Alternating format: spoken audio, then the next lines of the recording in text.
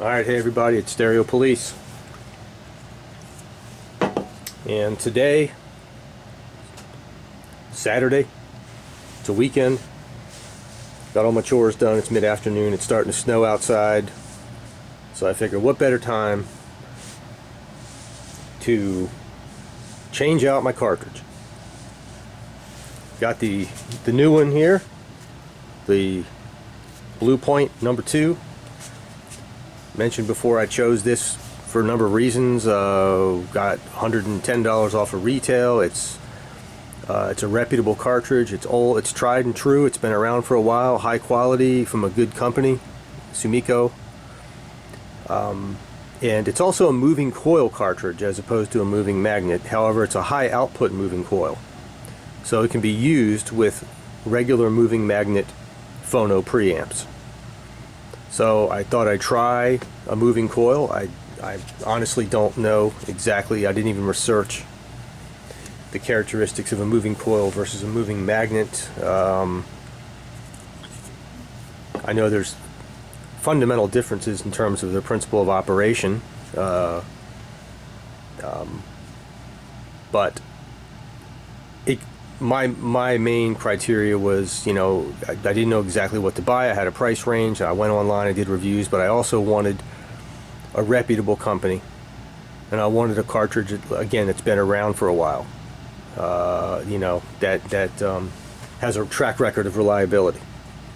And as I mentioned before, this particular cart is used as an original equipment manufacturer's cartridge on several turntables and so on and so forth. And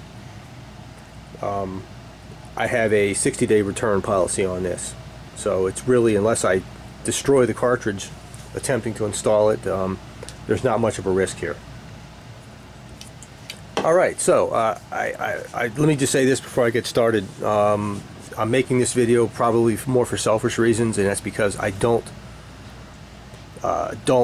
deal with turntables much, and I had to actually research this to figure out how to set the turntable up. Now it's actually rather simple on the project. It gets a little more complicated depending on, if you have a super high-end turntable with a lot more flexibility with adjustments, but that's a whole topic for another discussion. But it's pretty simple. But nevertheless, there is a sequence. There is a proper sequence of adjustments to go through, and I've written them down here. And again, I had to go online and research this because I'll freely admit that I'm an amateur at turntables at this point, and so it's a learning curve like we all undergo, but it's an enjoyable learning curve because I like researching things and understanding things and reading about things and learning new things. So here we go. So the sequence that I'm going to do is remove the old cartridge, of course, install the new one, hook the wires up, set the tracking weight, then do the arm height adjustment, otherwise known as vertical tracking angle. I'll talk more about that when we get to it. Then we do the cartridge alignment using a protractor. Then we check the azimuth. I'll talk about each one of these as we get to them. And again, do the tracking weight again. When you're all done with all that stuff, recheck the tracking weight. Then set the anti-skate. And then you can fine-tune the vertical tracking angle. If you want, you can fine-tune it by ear. Or you can fine-tune it through instrumentation, which I don't have. I don't have sophisticated instrumentation for vertical tracking angle, but I'll talk a little bit about that when we get to it. And as I mentioned, I'm making this more for selfish reasons because if ever I change the cartridge again, I'll just go back to this video instead of doing all the research again, because I won't remember all this stuff 5 years from now, 3 years from now. If you don't do it that often, you kind of forget things. Alright, let's get started. I'm going to walk you through the process. Step by step, and first things first, I need to go get the turntable, bring it into the workbench here. Alright, so first thing I'm going to do is remove the anti-skate weight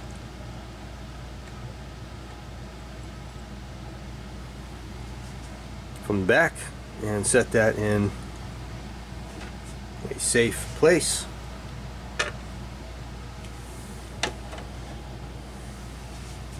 Now,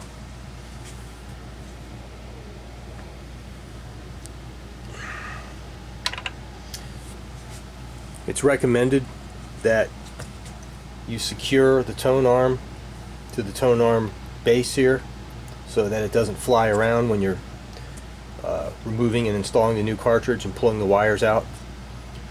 And I probably should put the stylus protector on there, which I don't know that I have one. This cartridge came, it probably does somewhere. I probably do. It came with the this pre-installed Ortofon 2M cartridge. I don't know where that protector is, but you go ahead and fasten this tone arm down so it doesn't fly around on me.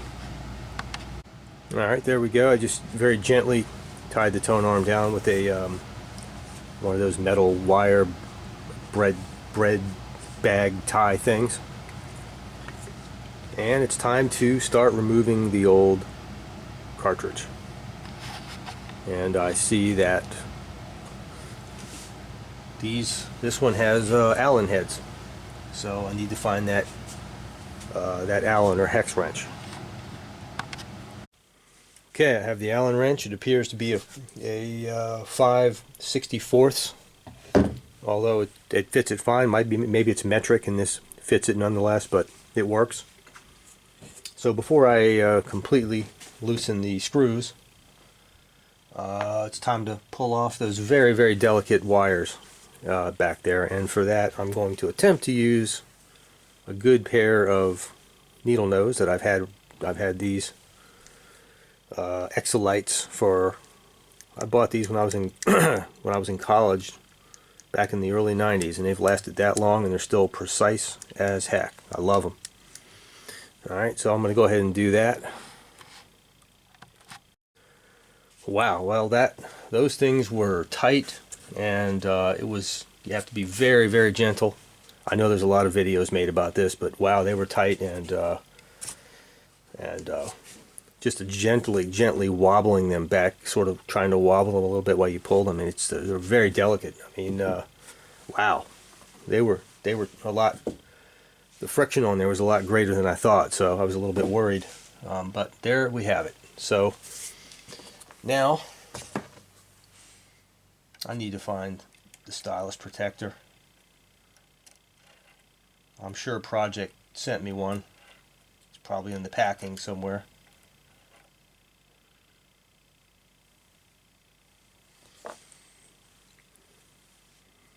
And there we have it. There's the old Ortofon, out with the old, in with the new. All right. So yeah, I had one. It was in the box. So that's on there now, and this is ready to be stored, or maybe I'll put it back on if the blue point is not as good. All right. So now,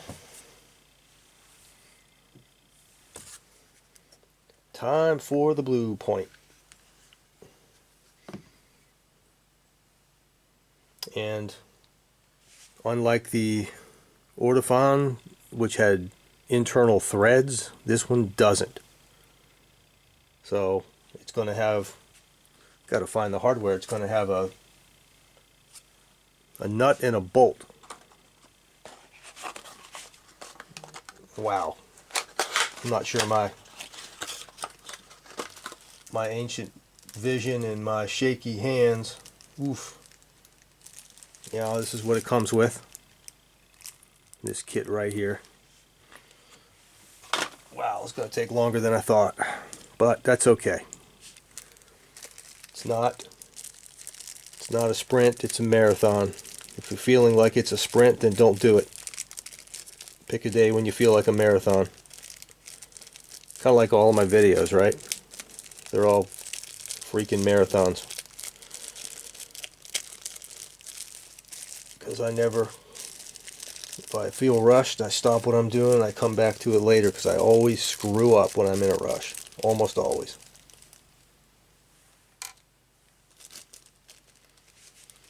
All right.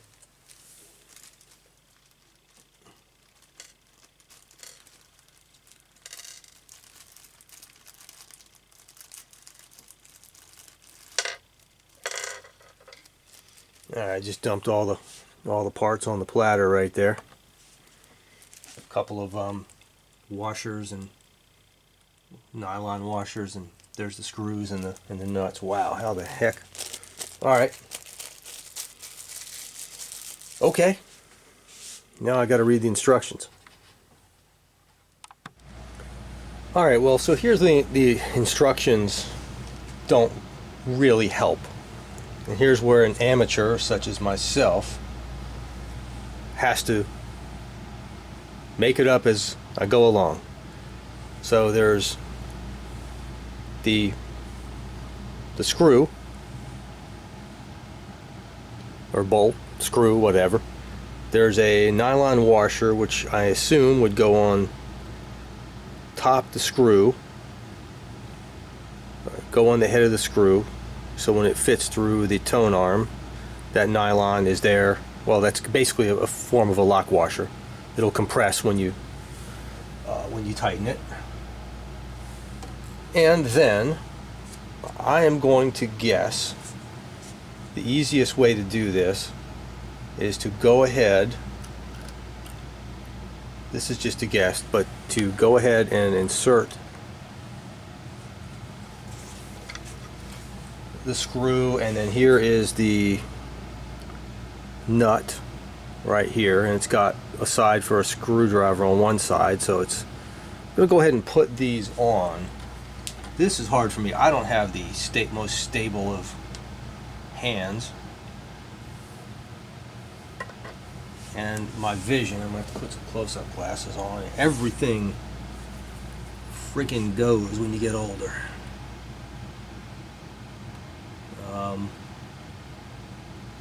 I probably shouldn't even be filming this because it might take too long, but I did one side. So just get it started. There we go. And then let them dangle. This is my guess. Just like that. And then my engineering brain tells me that this would be able to, I can wiggle them around, get them in there like that, and then tighten them. All right, does that seem like a plan? I think it is. I'm going to go ahead and hit pause and do that. Okay, I crashed and burned on that one. That didn't work. There wasn't enough wiggle room to wiggle it in there. So what I did is I put the back side on. I'm not able to. Yeah, put the back side on and made it fairly finger tight. I'm going to have to do this side manually. Oh. Alright, I'll be back. Good luck with that one. Alright, well that, folks, was a bit of a challenge, but I got it. It only took about a minute. Ended up holding that little nut with the needle nose down there and using the screwdriver on the top, but it takes a pretty steady hand. Gotta have a pretty steady hand to do that. I'm surprised I got it. Alright, so there's our color code on the back, and now it's time to start hooking up wires from the inside out, and this is an extraordinarily delicate part. I'm gonna do that off camera, take my time, and get those hooked up. Again, the cartridge is not aligned. I just set it so that the front of it is parallel, as you can see right there, parallel with the tone arm, and we'll do the adjustments and get the other adjustments done in just a little bit. So next, the wires. Alright, well that only took about a minute. The wires went on a lot easier than the others came off.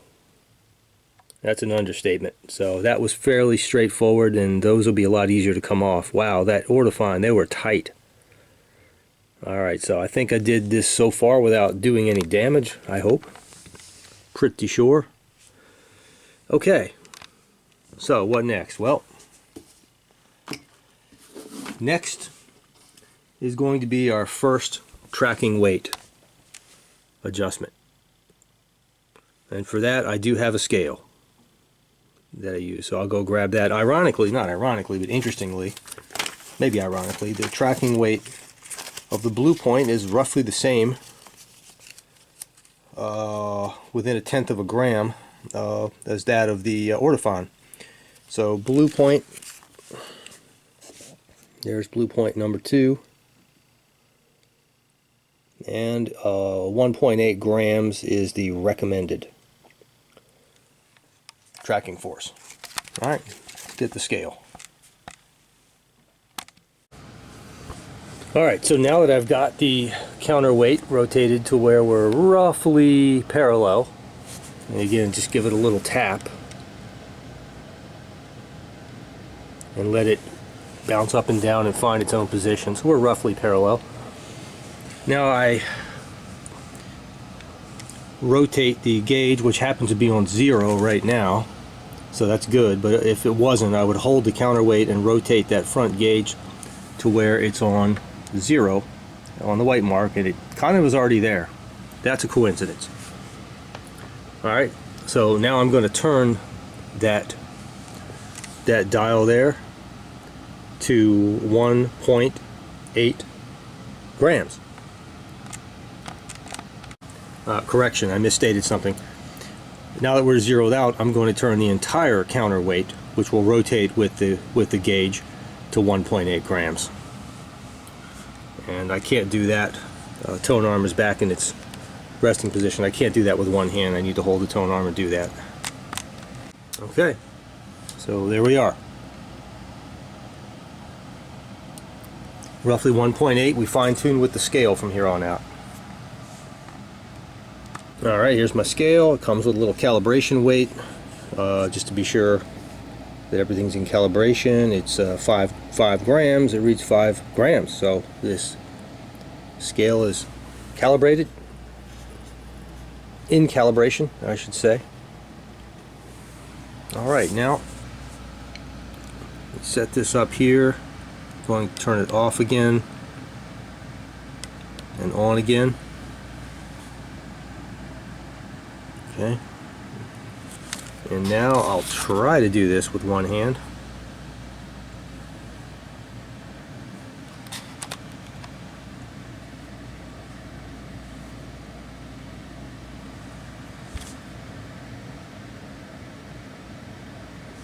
Right on the target there. And we lower the tone arm. 1.98 grams. So we're a little on the heavy side. Now the range is 1.6 to 2 grams. So I'm going to leave it alone because this is a rough tracking force. We're going to fine tune it after we're done with all the other adjustments. So I'm going to start over here. Something happened. My camcorder shut off, even though the battery is fully charged. But let me just start over this. So something happened in my video. I don't know what it probably cut off abruptly, but anyway, so we've got the initial rough vertical, I should say tracking force dialed in. It was 1.9 grams. We're within the range. And now the goal is to set the vertical tracking angle, it's basically an arm height adjustment, so that arm at the pivot point back there can be raised or lowered to set the angle of the tone arm. And the goal is, with the project turntable, according to the owner's manual and also according to Blue Point, I should say Sumiko, but in the Blue Point owner's manual, is to set that tone arm so that it's parallel with the platter, with the cartridge resting on a record. You want to put a record on there because you need the thickness of a record to do this. So with the record on there, I'm looking at it, and the factory alignment, it's perfectly fine the way it is. That tone arm is parallel with the platter.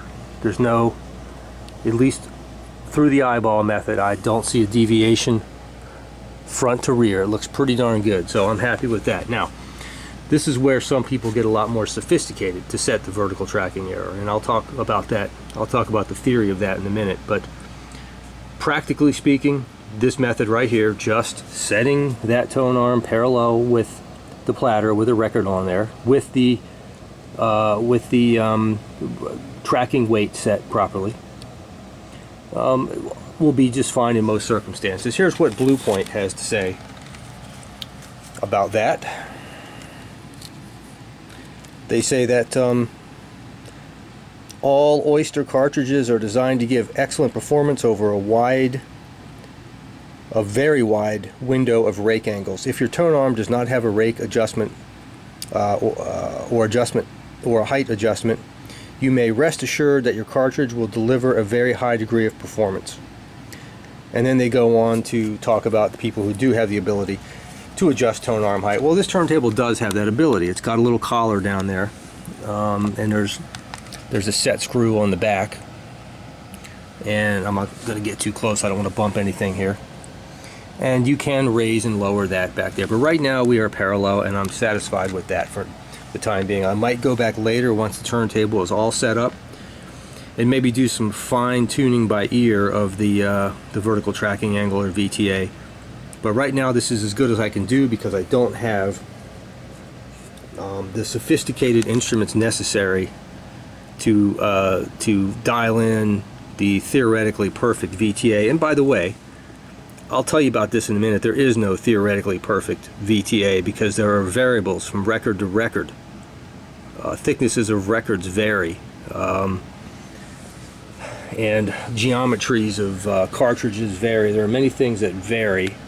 So you could, I guess, dial in a perfect vertical tracking angle for a specific record if you want to leave that record on there and only ever play that record. Some turntables will give you the option of a little micrometer back there to fine-tune the VTA on the fly as you go, and to dial it into a particular record by ear. I don't have that here, and I think there's a point of diminishing returns there where with this, I just don't see that making a tremendous amount of difference. But at any rate, once we dial in the VTA right here, we're set. And I'm looking pretty good with that parallel situation right there. So I'm happy with that for the time being. So let's move on to the next step. Oh, before I do that, I will talk about VTA very briefly, at least the theory of it. Okay, so as briefly as I can, so when records are cut, and by the way, this is the research that I've done. I've had to learn all this stuff recently because, you know, I'm fairly new to turntables, but and if I'm wrong about something right here, I have no problem if someone corrects me. But the research I've done, when records are cut, I'm going to draw a flat surface, and this is the master that's about to be cut. The cutting head, which cuts the grooves, comes down at an angle, and then there's an actual cutting tool right here. I'm going to draw that as a point. And this would be the surface of the master that's being cut. And so this angle right here that the cutting tool is angled at could be anywhere from 15 degrees to 20 degrees. They changed the standard from 15 degrees before the 1970s to 20 degrees after the 1970s. This will become your VTA, vertical tracking angle. Sorry for the bad writing. And then the actual cutting tip down here also has an angle right here. And this angle right here, and sorry I'm drawing this without my glasses on, everything's blurry, it was called the rake angle. Becomes what's called the stylus rake angle. And this right here is anywhere from 2 to 4 degrees right there. But even with the 20 degree VTA standard, different recording engineers vary that anywhere from 18 to 22 degrees, sometimes from what I read, more or less. It's part of the art form, I guess, of mastering records. So it's not an exact, for every record it's going to be a little different the way it was cut. But the theory is you want to mimic this geometry right here as close as possible with your needle, with your stylus. So your stylus looks just like this. Okay, the stylus has a cantilever that comes down, and it's on a suspension so it can wobble back and forth. And then you have your diamond tip down here. And so, you know, in theory, you want to try to match this geometry up as close as possible. And most cartridge manufacturers will align their cantilevers and their diamonds in accordance with some standard close to this, like 20 degrees, 2 degrees. So typically, if you get the cartridge bottom as parallel as possible to the record, then this geometry will fall into line with this, right? And that's why the head shell is flat and the head shell is parallel to the tone arm. So if you get the tone arm parallel to the platter, then this geometry should fall into place right there. And that's the theory, and that's why the parallel method is the most straightforward and easiest method if you don't have sophisticated instrumentation. Now, even if you had the ability to fine-tune the VTA on your sophisticated high-dollar turntable, you would still be dialing this in for a particular record that's on your turntable, because when the thickness of the record changes, this geometry will change. And there are other factors. Hang on a second here.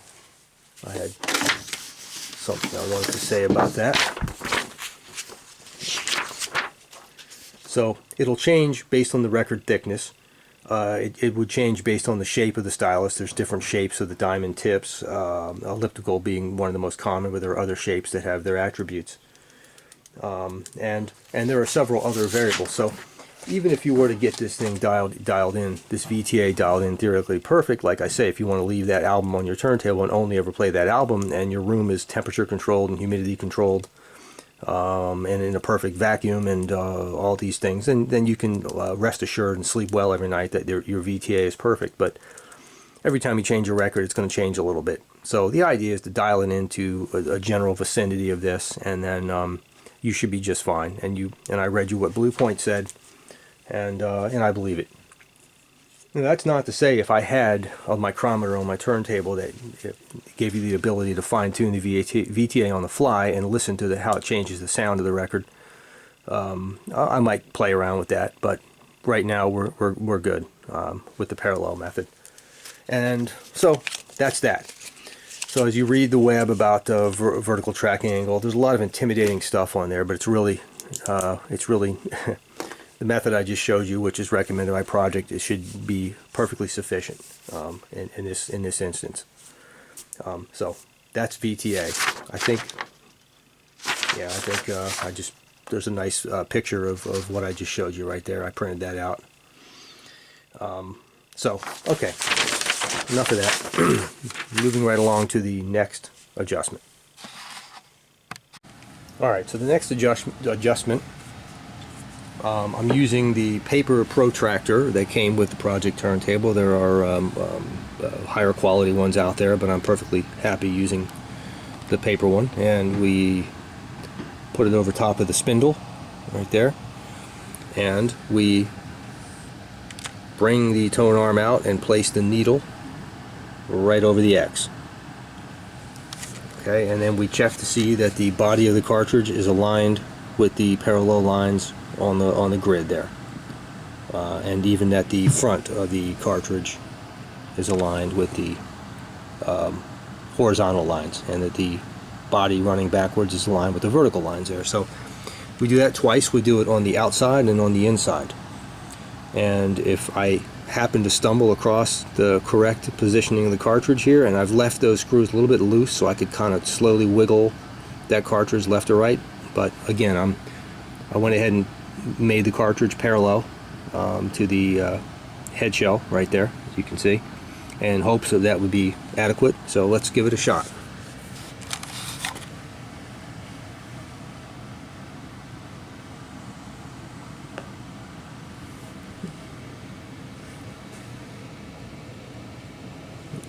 need to move this out a little bit.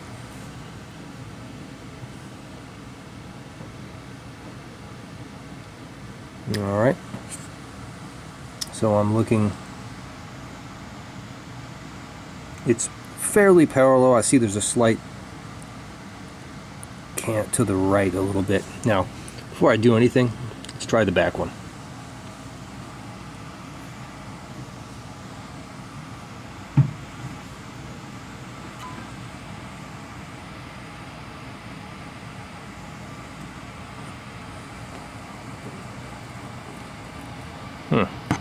Pretty good. There's a slight twist to the right on that one too, so I'm going to slowly cock that cartridge a little bit that way. Okay, I did that, and the sides of the cartridge are perfectly parallel with the vertical lines on the protractor. Are they perfectly? Yes. I don't know if the optics of the camera will screw it up, but they are. So that's position 1. Now we go back to position 2.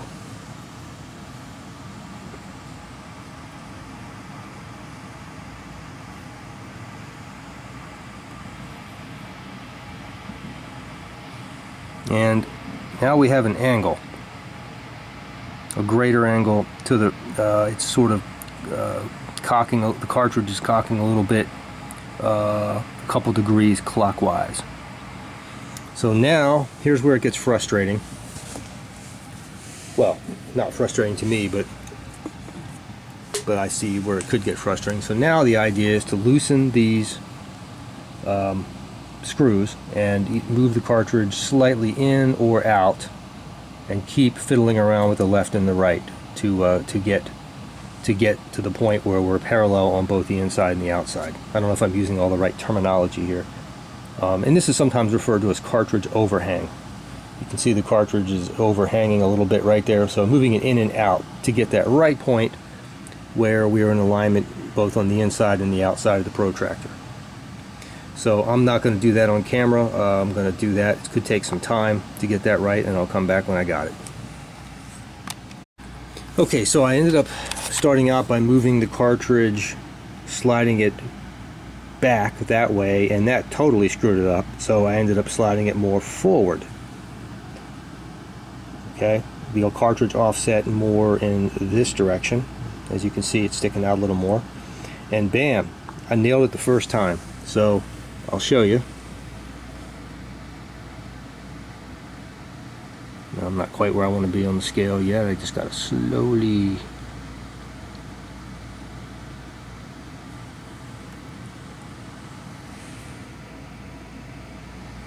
Alright, so we're pretty parallel there. Yeah, I mean that looks nice, right? And then let's go to the inside one.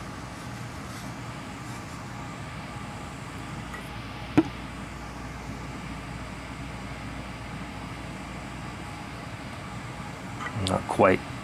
I'm gonna move this out a little bit.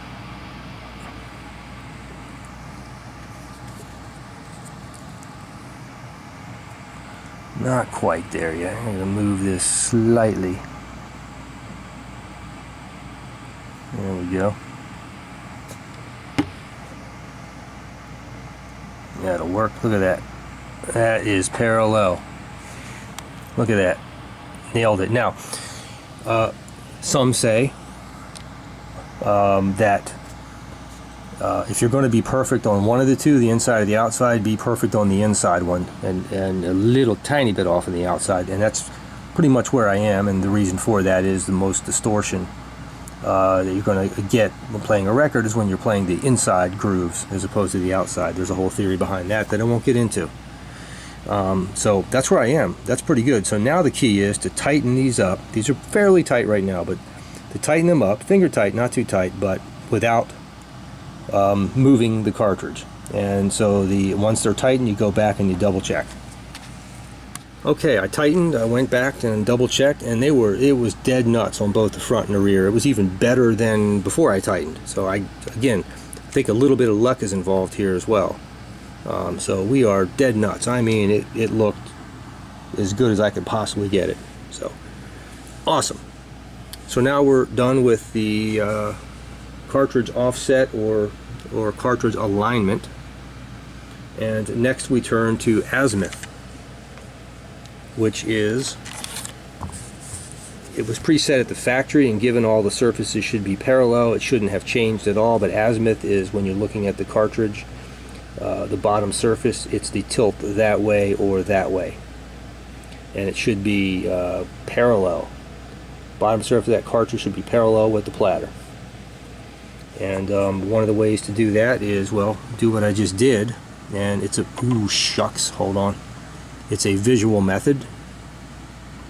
And again, there are more sophisticated ways of doing this, but I'm not one of those people. I'm not one of those VTAs, vertical tracking assholes. That's not me. Not a VTA. Alright, so I can't really show you with the camera, but we're looking at the parallelism. Another way to do it is put a mirrored surface down and then drop the needle on the mirrored surface, and then look at the bottom of the cartridge versus its reflection, and you can see if there's an angle there. I'm looking at it and it looks visually dead perfect. And the Azimuth adjustment, if it needs to be adjusted, there is a set screw back here somewhere. I don't know where. Oh, there it is. You can see it in there, right there, that you can loosen and rotate the whole arm, you know, clockwise or counterclockwise to make that adjustment. But it looks dead nuts perfect. So thrilled with that. So where are we now? Now we're back to our tracking weight number 2. We've done all these adjustments. We've changed the geometry a little bit out here. We've moved the weight of the cartridge forward, so that's going to change the balance. So we need to do tracking weight 1 last time, and we are almost done. And I'm not going to fiddle with fine-tuning the VTA, the vertical tracking angle, today. I'm happy with where we are. I want to listen. I don't want to tinker. So let me go ahead and re-verify the tracking weight. Okay, now I haven't done anything. All I've done is put the scale on. So let's go ahead and see how much this tinkering has thrown off the tracking weight. 1.97. Oh, not much. Not much at all. So now I'd really like to go down to the recommended 1.8 grams. So I'm not even going to worry about the scale back there. I need to reduce the weight, the force I should say. So to reduce the force, we would need to move this weight back that way. And to do that, that's a rotation counterclockwise, and it's going to be a very, very tiny rotation. So I'm going to lift this guy up, move him back to his home position, put him in there safely and securely, and just ever so slightly, just a rotation of 1 tick on the dial, which should be 1 gram. And let's give this another shot.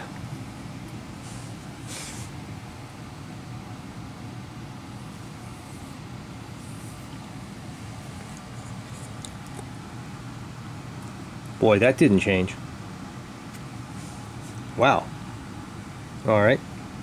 Shocker. Let's give her a bigger rotation. Alright.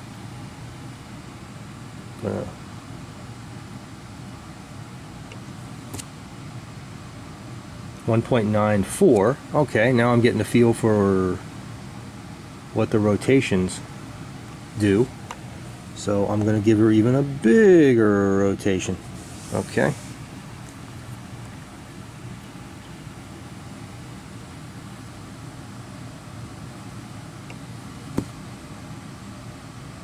.83. Well, you know, that's 1.8.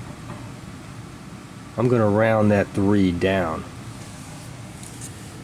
And not only that, but as this cartridge, as things wear in and break in and shift a little bit, I am going to revisit these adjustments probably in about 10 hours or so of playing. Alright, so there we have it. Are we done? Well, holy cow. I hope I haven't forgotten. Oh yes, okay, so the last two things is to put the anti-skate. Oh yes, okay. So the anti-skating weight on the project, you get to select, it's got, if you're not familiar with the project, it's got a weight on a fishing wire right here, and that weight hangs right there and it pulls on the tone arm, and you get to select one of these notches, 1, 2, or 3.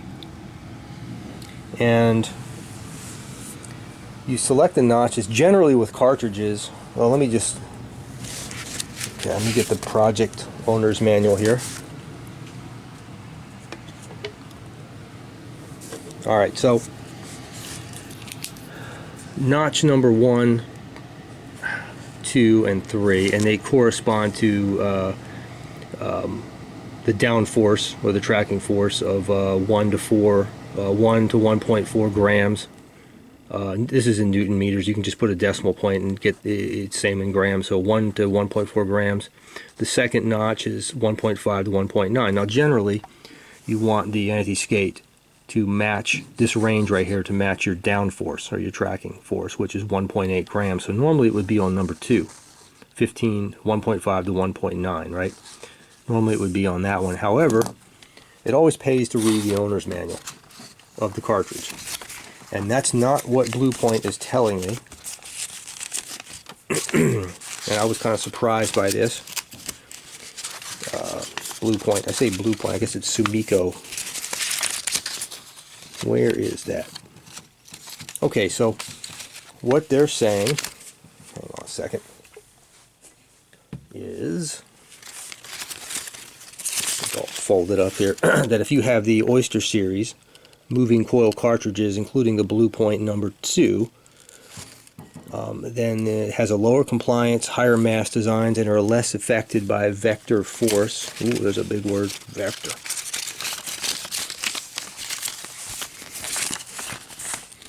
Applied by playing a record. For this reason, when using one of these cartridges, a value of roughly 1/2 of that of the tracking force is ideal. For example, in this one Blue Point Special Evo 3, if it has a tracking force of 2 grams, then you want to do the anti-skate at 1 to 1.5.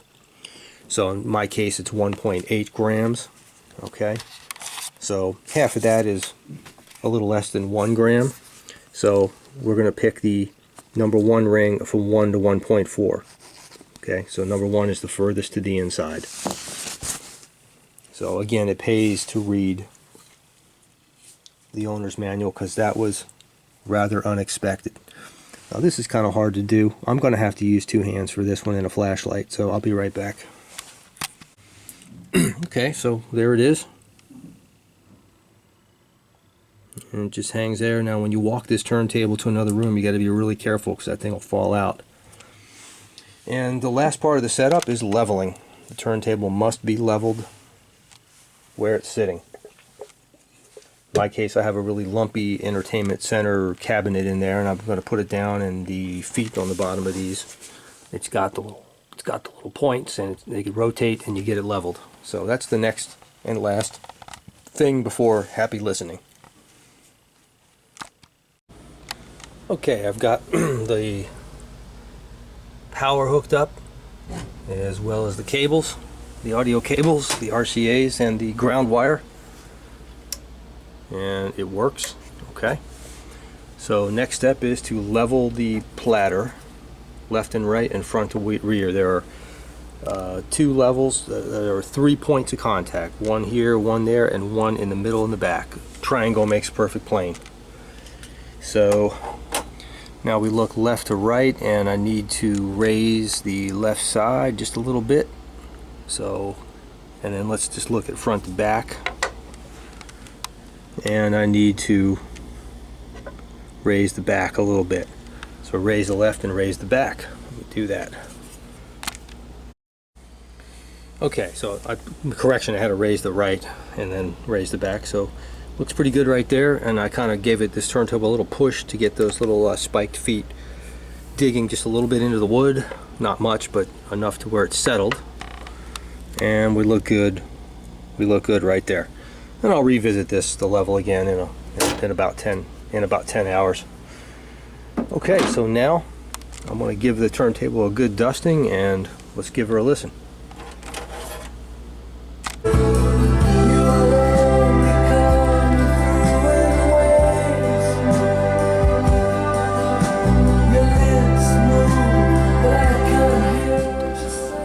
Guess what, folks? Let me tell you something. First of all, check this out. You stay there. We're not going out yet. Look at that. It's starting to come down. We're going to get a day's worth of snow. Could be anywhere from 8 inches to a foot. Maybe more in some places. Right? Alright, so I'm excited. I'm very excited. I want to talk more about this in the next vid I'm going to make, but I put on Comfortably Numb because that's what I played before, and I know it's not going to give me a copyright violation, at least not this week. But right off the bat, I mean right off the bat, before I even moved, I set the tone arm down before I even got to my chair, I instantly noticed a dramatic difference. Instantly. And the difference I noticed was tonal balance. Okay, the bass reappeared. The bass is back, and it's tilted to the high end. It sounds perfect. At least my initial impressions. I mean, in comparison with the Ortofon, that Ortofon was bass deficient and too bright. And I've only listened to about 8 seconds of the song before I hit the video, and maybe about 20 seconds before I hit the video, but I was just excited. It's awesome. It is awesome. This Blue Point cartridge right now, I mean, you know, I think things hit me upside the head sometimes, and it needs to sink in, but just from what I've heard, I'm excited. And I can't wait to listen all night long to albums. I mean, that's how good.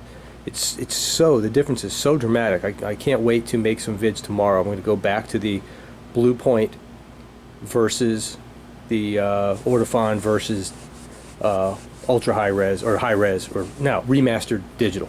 Okay, but man, what a difference! Wow, this one's a keeper. If I can't imagine if. And again, this goes back to the addiction thing. I was saying to someone in my comments, I don't need a new drug to be addicted to. I can't afford it right now, but damn it. Going up from the Ortofon to the Blue Point #2 is just awesome. And I'll do some more listening later and figure this out, but wow. Wow. And again, back to the VTA. I don't have the perfect VTA dialed in. I can't with this turntable. Does that mean I got to go buy a VPI or something with a? Anyway, oops, my nephew's getting home. I got to run. I'll see you on the next video. Ciao.